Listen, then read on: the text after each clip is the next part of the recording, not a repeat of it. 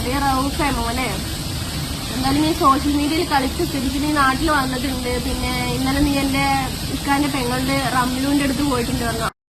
ഷാജിദ ഷാജി എന്റെ നമ്പർ എന്നോട് ചോദിക്കാതെ പബ്ലിക്കിൽ ഇട്ടിട്ടുണ്ടായിരുന്നു. അപ്പൊ ഈ ഒരു വീഡിയോ ഞാൻ അതിനായിട്ട് ഷാജിദാക്ക് വേണ്ടി മാത്രം ചെയ്യുന്നതാണ്. കാരണം എന്റെ നമ്പറിൽ ഹായ് ഫ്രണ്ട്സ്, എല്ലാവർക്കും പുതിയൊരു വീഡിയോയിലോട്ട് സ്വാഗതം. അപ്പോൾ നിങ്ങളിതിൽ കണ്ടതുപോലെ തന്നെ അപ്പോൾ ഷാജിദ ഷാജി എന്താ പറയുക, റൌഫിന് പൈസ കൊടുക്കാമെന്നൊരു ഡേറ്റ് ഒക്കെ പറഞ്ഞിട്ടുണ്ടെന്ന് പറയുന്നുണ്ടായിരുന്നു. അപ്പം എന്താ പറയുക, എനിക്കറിയാൻ കഴിഞ്ഞത് ആ ഡേറ്റ് ഒന്നും പറഞ്ഞിട്ടില്ല എന്നാണ് അറിയാൻ കഴിഞ്ഞത്. അപ്പോൾ ഇത് എന്തൊക്കെയോ ഉള്ളിൽ കളിക്കുന്നുണ്ട്. എന്താണ് ഇതിൻ്റെ ഇതെന്നൊന്നും മനസ്സിലാവുന്നില്ല. ഇവിടെ ഓരോ വീഡിയോകൾ ചെയ്യുന്നുണ്ട്. അവൾക്ക് അതിൻ്റെ കൂസൽ പോലും ഇല്ല. ഇങ്ങനെയൊക്കെ പറഞ്ഞതിൻ്റെയോ ഇങ്ങനെയൊക്കെ പബ്ലിക്കിൽ നടക്കണതിൻ്റെ യാതൊരു കൂസലും ഇല്ലാതെയാണ് പുള്ളിക്കാരി പെരുമാറുന്നതും ഓരോ വീഡിയോ ചെയ്യുന്നതൊക്കെ. അപ്പോൾ പുള്ളിക്കാരി പറയുന്ന കുറച്ച് കാര്യങ്ങളും കൂടെ നമുക്കൊന്ന് കേട്ടിട്ട് വരാം കേട്ടോ. ഒന്ന് കേട്ട് നോക്കൂ. പിന്നെ എന്താ പറയാനുള്ളത് വെച്ചാല്, റൌഫേ മോനെ, എന്തായാലും നീ സോഷ്യൽ മീഡിയയിൽ കളിച്ച സ്ഥിതിക്ക് നീ നാട്ടിൽ വന്നിട്ടുണ്ട്. പിന്നെ ഇന്നലെ നീ എന്റെ ഇക്കാന്റെ പെങ്ങളുടെ റംലുവിന്റെ അടുത്ത് പോയിട്ടുണ്ട് പറഞ്ഞു. അവളാര് എന്താ പറയാ, കോടതിയിലെ ജഡ്ജാണ്. അവളുടെ അടുത്താണോ കേസ് കൊടുക്കാൻ പോയിരിക്കുന്നത്?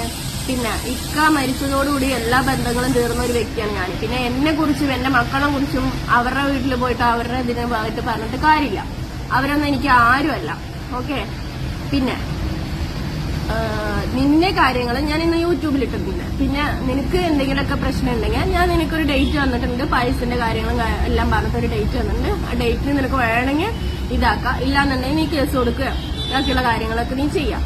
ഓക്കെ, പിന്നെ ഇക്കാന്റെ പെങ്ങളുടെ അടുത്ത് ഇക്കാന്റെ ഏട്ടന്മാരുടെ അടുത്ത് പോയിട്ട് ഒരു കാര്യമില്ല. അതിലൊന്നും പേടിക്കുന്ന ആളുമല്ല ഞാൻ. അപ്പോൾ എനിക്കറിയാൻ കഴിഞ്ഞത് അയാൾക്ക് ഡേറ്റും കാര്യങ്ങളും പൈസ കൊടുക്കാന്നുള്ള ഡേറ്റും കാര്യങ്ങളൊന്നും ഇവിടെ പറഞ്ഞിട്ടില്ല എന്നാണ് എനിക്കറിയാൻ കഴിഞ്ഞത്.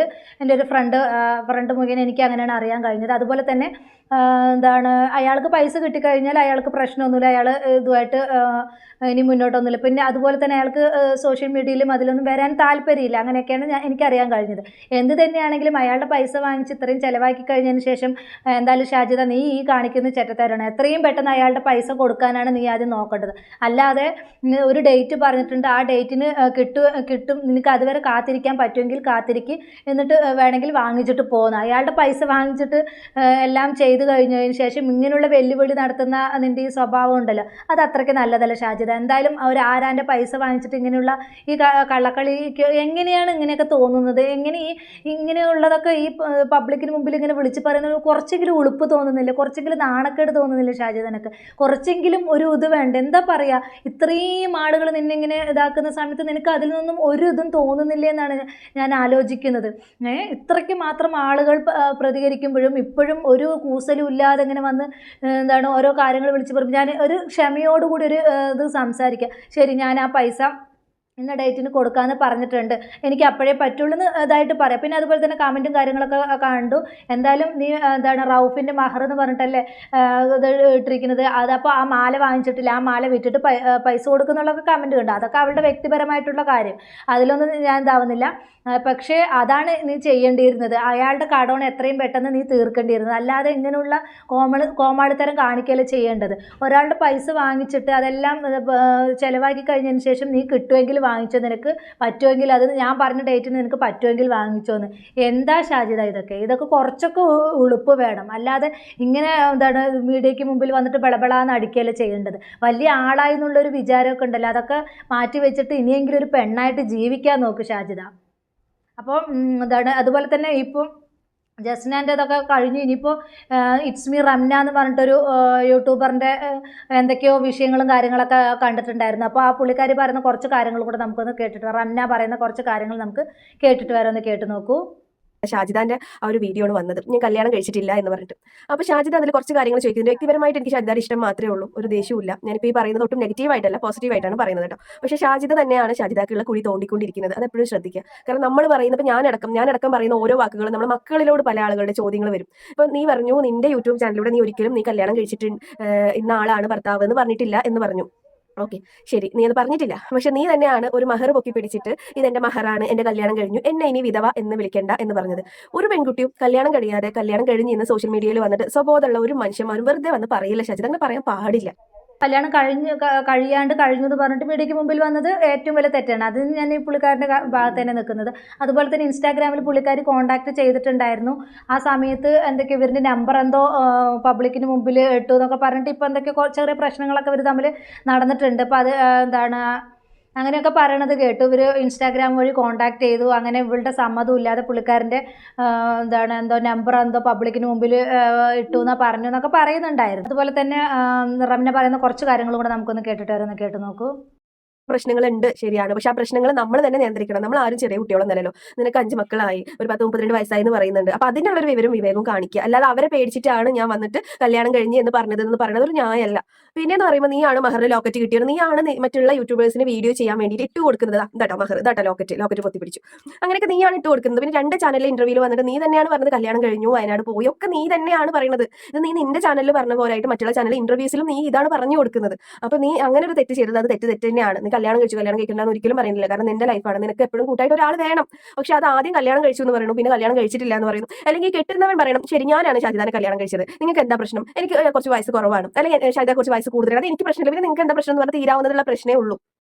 അത് ശരിയാണ്. അത് റംന പറഞ്ഞത് ശരി തന്നെയാണ്. ഇത് തന്നെയാണ് ഞാനും പല വീഡിയോസിലും പറഞ്ഞിട്ടുണ്ടായിരുന്നു, അല്ലാതെ അതൊന്നും പറഞ്ഞിട്ടില്ല. അപ്പോൾ എന്താ പറയുക, നമ്മൾ സോഷ്യൽ മീഡിയയിൽ വന്നിട്ട് വിളിച്ച് കൂവുന്ന സമയത്ത് കുറേ കാര്യങ്ങൾ ശ്രദ്ധിക്കാനുണ്ട്. റംന പറഞ്ഞതുപോലെ തന്നെ ഇവള് തന്നെയാണ് എല്ലാ കാര്യങ്ങളും എല്ലാവർക്കും ഓരോ വഴി ഒരുക്കി കൊടുത്തിരിക്കുന്നത്. എന്നിട്ട് പിന്നെ ഞാനും അല്ല എൻ്റെ കയ്യോ അല്ല എന്ന് പറഞ്ഞിട്ട് മാറി നിന്നിട്ട് യാതൊരു കാര്യമില്ല. ഇപ്പോൾ കിടന്നിട്ട് എന്തൊക്കെയോ മറയ്ക്കാൻ വേണ്ടി എന്തൊക്കെയോ പറയുന്നു, എന്തൊക്കെയോ ചെയ്തു കൂട്ടുന്നു. അതാണ് ഇപ്പം ഷാജിദയുടെ ഓരോ വീഡിയോസ് എടുത്ത് നോക്കിയാലും മനസ്സിലാവുന്നത്. എന്താ പറയുക, പിന്നെ ഇവർ തമ്മിലുള്ള എന്തൊക്കെയോ ഇപ്പോൾ പ്രശ്നങ്ങളുണ്ട്.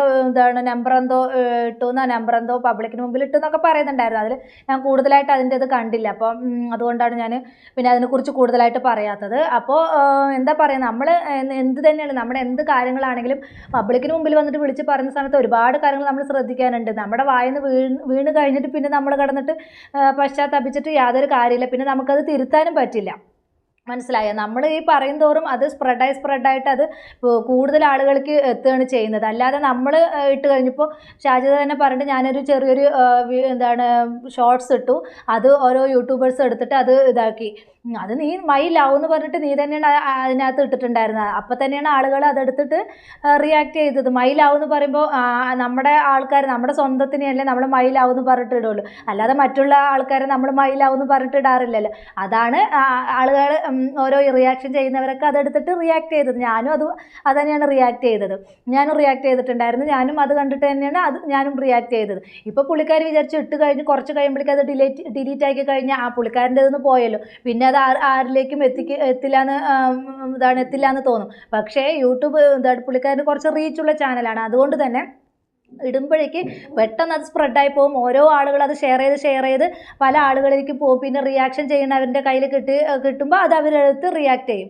അത് പിന്നെ ഞാൻ ഡിലീറ്റ് ചെയ്തു എന്ന് പറഞ്ഞിട്ട് കാര്യമില്ല. അത് എടുത്ത് മറ്റുള്ളവർ വീഡിയോ ചെയ്തു എന്ന് പറഞ്ഞിട്ട് പിന്നെ കിടന്ന് എന്ത് പറഞ്ഞിട്ട് കാര്യമില്ല. അത് സ്പ്രെഡായി പോയി കഴിഞ്ഞു, അത്രയേ ഉള്ളൂ. അല്ലാതെ വെറുതെ എന്തെങ്കിലുമൊക്കെ കാണിക്കാൻ വേണ്ടി മറ്റുള്ളവരിനെ തോൽപ്പിക്കാൻ വേണ്ടിയിട്ട് എന്തെങ്കിലുമൊക്കെ വിളിച്ച് പോകുന്ന സമയത്ത് കുറച്ചൊക്കെ നമ്മൾ ശ്രദ്ധിക്കണം. ഇല്ലെങ്കിൽ ഇങ്ങനെയുള്ള ഇതൊക്കെ പ്രശ്നങ്ങളൊക്കെ വരും. ഫാമിലി ഇഷ്യൂസ് എന്ത് തന്നെയാണെങ്കിലും മീഡിയയ്ക്ക് മുമ്പിൽ അല്ലെങ്കിൽ നമ്മൾ ക്യാമറയ്ക്ക് മുമ്പിൽ പബ്ലിക്കിന് മുമ്പിൽ വിളിച്ച് കൂവാതിരിക്കുക. അത് വലിയ രീതിയിൽ വലിയ പ്രശ്നങ്ങളിലേക്ക് എത്തുള്ളൂ. ചിലപ്പോൾ നിങ്ങൾ തമ്മിലുള്ള പ്രശ്നങ്ങൾ നിങ്ങൾ പറഞ്ഞാൽ തീരുമായിരിക്കും. പക്ഷേ അത് ഇതിലേക്ക് വന്നു കഴിഞ്ഞാൽ യൂട്യൂബിൽ അല്ലെങ്കിൽ ഇതിലോട്ട് ഇട്ട് കഴിഞ്ഞാൽ അത് സ്പ്രെഡായി പോയി കഴിഞ്ഞാൽ പലരും അതെടുത്ത് റിയാക്ട് ചെയ്യും. അത് കാലാകാലം അതിൽ കിടക്കുകയും ചെയ്യും. പിന്നെ അത് നിൻ്റെ ജീവിതത്തിന് തന്നെയായിരിക്കും അത് ബാധിക്കുന്നത്. അത്രയേ ഉള്ളൂ എനിക്ക് പറയാൻ. അപ്പോൾ അതൊരു എന്താ പറയുക, ഇനിയെങ്കിലും ഇതിനൊക്കെ ഒന്ന് അവസാനം ഉണ്ടാവട്ടെ എന്നാണ് ഞാൻ ഈ ഒരു അവസരത്തിൽ പ്രാർത്ഥിക്കുന്നത്. ഓരോ ദിവസം ഓരോ പേരുകൾ എടുത്തിടുക. ഇപ്പോൾ റംനാൻ്റെ പേരാണ് ഇട്ടേക്കുന്നത്. നമ്പർ എന്തോ ഇതായി എന്നൊക്കെ പറഞ്ഞിട്ട് പബ്ലിക്കിന് മുമ്പിൽ നമ്പർ ഇട്ടു എന്നൊക്കെ പറഞ്ഞിട്ട് അങ്ങനെയൊക്കെ ആണ് ഇപ്പോൾ ഉള്ള സംസാര വിഷയം. ജസ്റ്റിന് കഴിഞ്ഞു, റംനിയായി, ഇനി ആരിൻ്റെ പേരുകളൊക്കെ വരുമെന്നുള്ളതൊന്നും അറിയില്ല. അപ്പോൾ ഇത്രയുള്ള ഒരു ടോപ്പിക് പുതിയൊരു ടോപ്പിക്കുമായി നമുക്ക് വീണ്ടും കാണാം.